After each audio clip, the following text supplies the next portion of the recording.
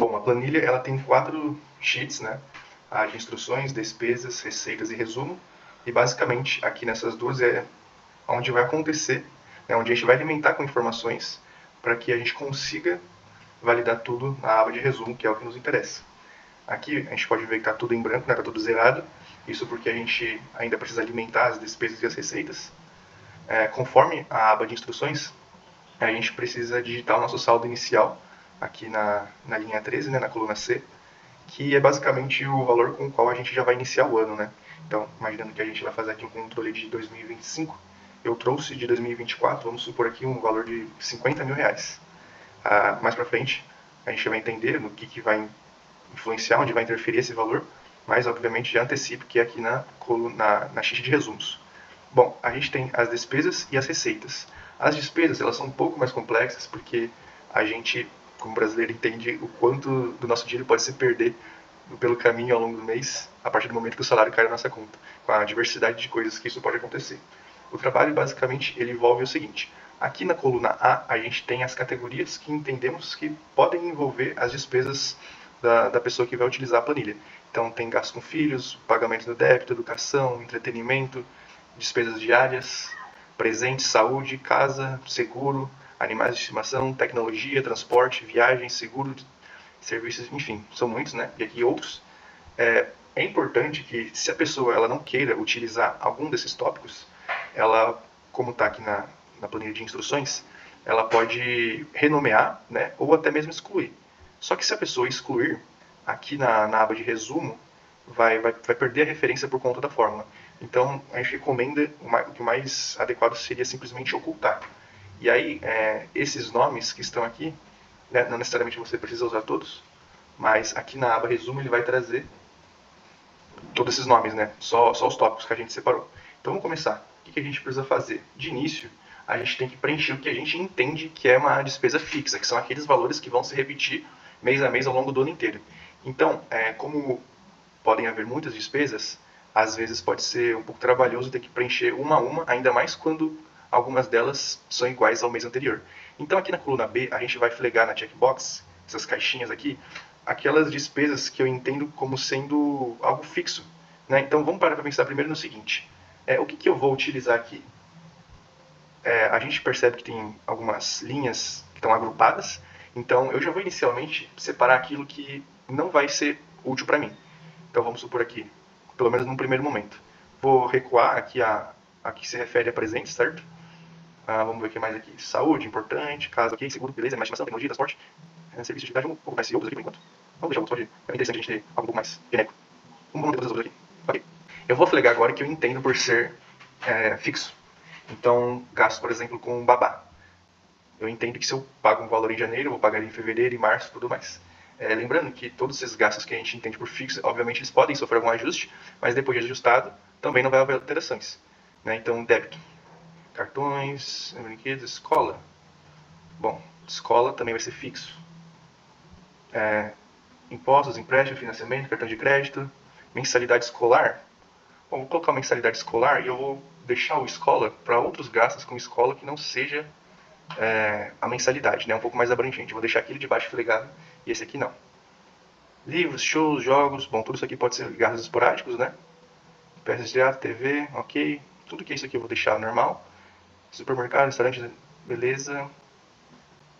Bom, casa, aluguel ou financiamento imobiliário. Vamos colocar aqui no fixo. Reforma, mudança, não, vamos deixar tudo como está. Seguro, aqui eu entendo que posso deixar tudo, pelo menos todos esses 4 aqui, como fixos. Animais de estimação, não. Também não. Combustível, a gente pode deixar aqui o combustível, não, vamos deixar um pouco aleatório ainda. Não completamente aleatório, mas exatamente fixo não vai ser. Prestações do carro, posso deixar fixo, faz sentido. Transporte público, não exatamente. Viagens, hotéis, não. Aqui, serviço de telefone, internet no geral. Telefone, internet, vamos deixar como sim. Os outros não, ok. Esses que eu fleguei eu entendo que são despesas fixas, que não tendem a se alterar ao longo do ano. E por que eu estou fazendo isso? Porque aqui nesses botões de mais e menos aqui estão as nossas macros. E para que serve o mais? O mais ele vai copiar para o mês em questão o valor do mês anterior se a checkbox estiver flegada. Então, basicamente, ele vai pegar tudo que eu entendo por ser fixo para não ter o trabalho de digitar. Então, se você quiser, pode até ocultar a coluna B, porque a gente vai preencher ela no primeiro momento e depois não iremos mais utilizar. A gente só vai utilizar dessa informação preenchida para funcionar a macro. E o menos serve para apagar toda a coluna. Eu vou dar um exemplo daqui a pouco. Vamos primeiro preencher alguns valores aqui em janeiro. Então vamos supor que mesada faz sentido também ser fixo. Né? Vamos supor que então eu tenha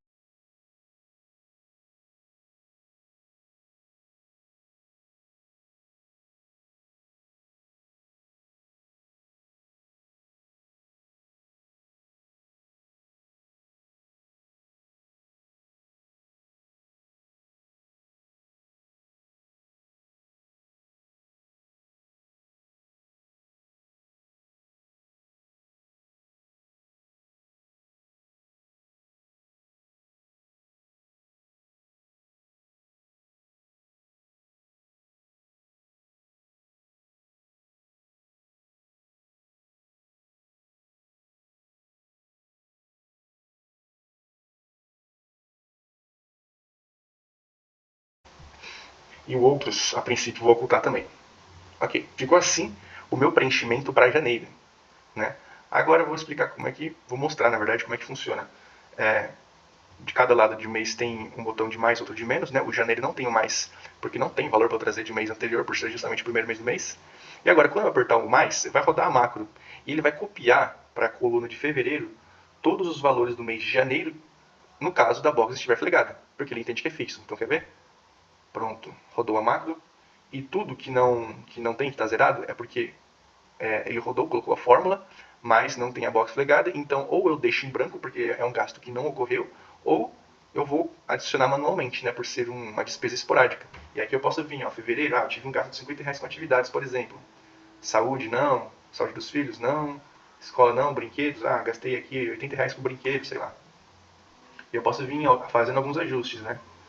Gastei um pouco com peças de teatro, vou colocar aqui 120, não sei, e por aí vai. E aí, em março, eu posso trazer de novo tudo que é fixo.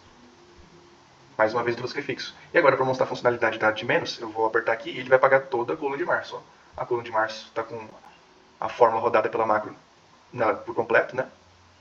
E aí aqui eu vou apagar. Vou apertar o menos e vai apagar tudo. Apagar. Então, só para mostrar aqui de novo, vamos supor, vou rodar aqui a macro em março mais uma vez. Só que, lembra quando eu falei do reajuste? Eu vou dizer aqui que em vez de... Eu posso vir aqui e simplesmente editar, né? Não preciso desflegar a box. Vamos supor que agora eu pago 120 de mesada pro meu filho. A creche babá, vou colocar 250. Mensalidade escolar, vamos supor que aumentou também. Foi para R$ 900. E aí quando eu, no mês de abril, eu for apertar de novo, esses valores já vão vir corrigidos, porque eles vão estar pegando o valor já atualizado. E aí, mais uma vez, se qualquer outro gasto esporádico, eu posso simplesmente vir aqui e preencher. Né? Então, outro exemplo aqui, aqui eu tive um gasto de R$ 500 com show, e como você pode ver, ele não está trazendo em fevereiro e março porque a box não está flegada. Né? Vamos ver aqui, se eu flego, ele pega. Mas como não é o caso, eu não fleguei quando eu iniciei o uso da minha planilha, porque eu entendo que é um gasto esporádico, vai ficar dessa forma aqui. Agora vamos dar uma olhada aqui nas nossas receitas. Aqui nas receitas, como não é tão dispersivo, né, os saldos, a gente não tem essas macros, porque basicamente o que vai ter de repetitivo é o salário. Né? Em muitos dos casos, na maioria dos casos, é somente o salário. Então ficaria eles por eles. Ter uma macro para um preenchimento corriqueiro, optamos por deixar dessa forma. Pagamento, vamos supor que essa pessoa receba R$ 20.000, ok? Como eu preenchi aqui até março, até abril na verdade, vamos deixar aqui preenchido até abril, né, imaginando que eu estou no mês de maio, vendo como foi o meu desempenho, né, até aqui. Então, vou deixar preenchido aqui até maio, até abril, perdão. Gorjetas, bônus, comissão, não. Vou colocar aqui algo em outros, vamos supor que eu tive um ganho de R$ 500 com algo esporádico aqui, R$ 200 aqui. Ok, presentes. Vou colocar aqui dividendos, vamos supor que no final do primeiro eu sou uma pessoa que investe, encerrou o primeiro trimestre do ano e aí em abril eu recebi um pouquinho de dividendos. Vamos colocar aqui que eu ganhei R$ 250. Ok, preenchidas as despesas, preenchidas as receitas, vamos olhar para a aba resumos. Ele vai trazer aqui um gráfico, né, de como foi o nosso desempenho até então. Então, a mais escura aqui é a nossa renda e a lilás é as nossas despesas. A gente consegue ver que a gente teve um ganho bem expressivo em relação a tudo que a gente gastou. E aqui com o resumo, eu trago basicamente só os totalizadores, né, da renda e das despesas mês a mês. Então, eu tive uma renda de 20.500, né, porque meu salário era de 20 mil e eu preenchi outro ganho de 500 em janeiro. Tive despesas de 8.350 naquele mês. Foi uma economia líquida de 12.150 reais. E aí lembra quando a gente preencheu aquele saldo aqui na planilha de instrução de 50 mil? É aqui que ele entra. Porque a gente vai começar o ano já com esse valor ingressando no nosso saldo para fazer a conta do quanto a gente vai ter no final daquele mês. E aí procede, né? Em fevereiro a gente ganha mais 20 mil, gasta 4 mil e pouco, temos uma economia de 15 mil, nosso saldo é de 77. E por aí vai. Até que a gente observa aqui que no final desse período está preenchido, a gente tem aqui o valor de 169 mil, né?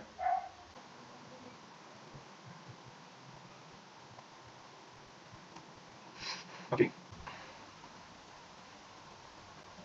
Aqui eu tinha cometido um engano, porque na verdade a forma não era para ser o resultado desses três valores aqui, mas sim o total do ano deveria ser o quanto eu realizei de economia líquida, né? Com o valor que estava lá no início, de 50 mil. Por isso que estava dando um valor diferente aqui, mas agora está corrigido. Bom, aqui a gente tem renda, não, aqui são os totalizadores, né? Em renda a gente tem um resumo de toda essa aba aqui, e nas despesas também um resumo. Aqui, em vez de trazer todo aquele detalhamento sobre tudo que eu puxei de cada valor, aqui eu vou preencher só por tópicos, eu puxo só os tópicos. Aqui, essa coluna com as inscrições, ela está puxando exatamente o que está preenchido nessa coluna aqui, na coluna A. E aí ela traz o totalizador. Então esse valor de 700, por exemplo, ele está vindo aqui do total. Ele está puxando daqui, dessa soma. Para trazer para a gente um resumo visual, né? Dos valores de cada tópico em cada mês ao longo do ano. Então é isso. Essa sheet ela serve basicamente para a gente conseguir avaliar, tanto de forma visual com o gráfico, quanto os valores, os saldos, os totalizadores de cada mês.